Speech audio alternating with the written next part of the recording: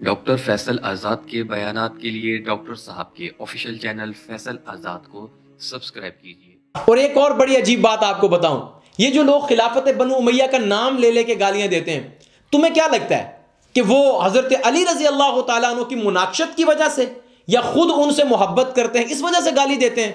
हरगिज नहीं। बहुत बड़ा एक नुक्ता और पॉइंट मैं आपको बता रहा हूं। हजरत अली रजी अल्लाह तआला अन्हु के जमाने में चूंकि आपसी जंगों की वजह से फतूहात का सिलसिला एक दफा रुक गया और यकीनन उसमें मुसलमानों पे बहुत आजमाइश थी और कड़ा वक्त था कि वो फतूहात जो एक्सपेंड हो रही थी, फैल रही थी, बढ़ रही थी पूरी दुनिया में, वो रुक गई एक दफा। जंग सिफ़ीन, जंग नहरवान, जंग जमल, आपसी जंगों में हजरत अली करमल्लाहु वजहू को उस तरफ तवज्जो करने का मौका नहीं मिला, ये पूरी दुनिया जानती है। लेकिन जब हजरत अमीर मुआविया का जमाना आया, फिर इस्लामी खिलाफत ने वुसअत इख्तियार की। वो जो 24-25 लाख मुरब्बा मील पर मुश्तमिल थी, वो 64,65,000 मुरब्बा मील पर फैल गई।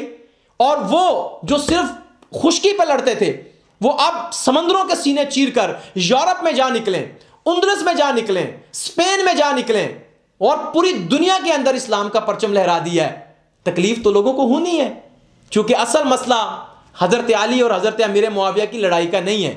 यह हर बंदा जानता है कि बड़ों की लड़ाई में छोटे कुड़कुड़ नहीं करते। ये जो कुड़कुड़ करते हैं ना, ये असल मसला हजरत अली और हजरत अमीर मुआविया की लड़ाई का नहीं है, वल्ला नहीं है।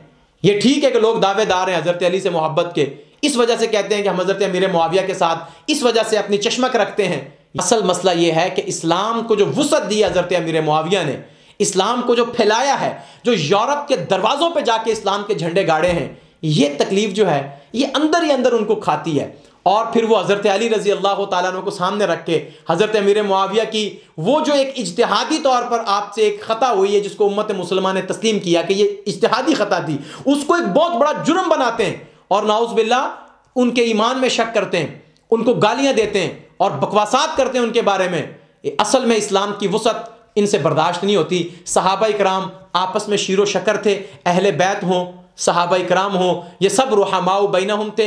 इंशाअल्लाह हमारा सिलसिला रुहमाउ बैनहुम का वो शुरू है और वक्तन फ़वक्तन उसकी मुख्तलिफ वीडियो जो हैं वो अपलोड होती रहेंगी। हम इसमें यही साबित करेंगे कि सहाबा इकराम आपस में शीरो शकर थे, रुहमाउ बैनहुम थे, राशिदून थे, सादिकून थे।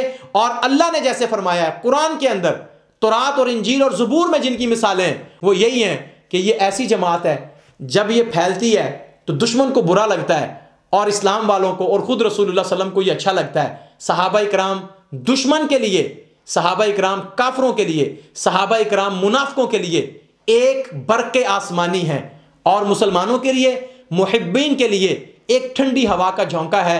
इंशाअल्लाह मुनाफिक को मुस्लिम की पहचान हमेशा इसी बुनियाद पर होती रहेगी।